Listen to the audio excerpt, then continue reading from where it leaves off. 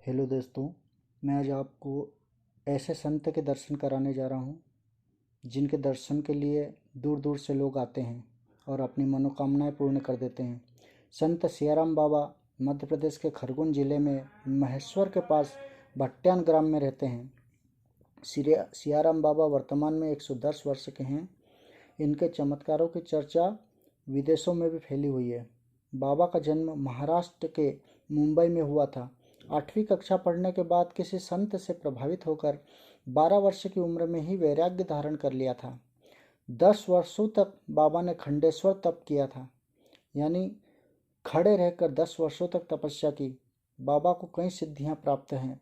बाबा बिना माचिस के अपने मंत्रों द्वारा अग्नि की ज्वाला प्रकट कर देते हैं। कितनी भी गर्मी हो, कितनी भी ठंड हो, बाबा हमेशा एक लंगोट पर ही रहते हैं और इनको कभी गर्मी और ठंडी का एहसास नहीं होता। ख़ास बात यह है कि बाबा दान में सिर्फ 10 रुपये ही लेते हैं। अगर कोई ज़्यादा पैसे देने की कोशिश करता है तो उनसे 10 रुपये काट कर बाकी के पैसे उनको वापस कर देते हैं।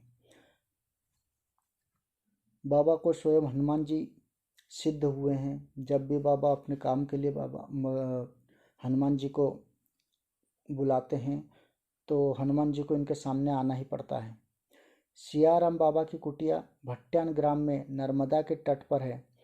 सियाराम बाबा हनुमान जी के परम भक्त हैं और ज़्यादातर इनको रामचरितमानस का पाठ करते हुए ही श्रद्धालुओं ने देखा है।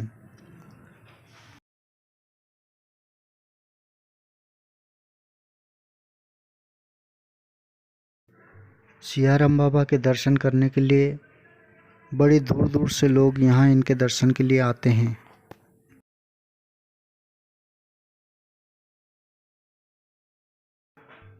बाबा के आश्रम तक पहुँचने के लिए इंदौर से जाम गेट होते हुए महेश्वर रोड से गोगांवा गांव पहुँचते हैं, जहां नर्मदा नदी को पार करके नर्मदा के दूसरे किनारे पर स्थित सियाराम बाबा की कुटिया में श्रद्धालु लोग पहुँचते हैं और बाबा के दर्शन करते हैं।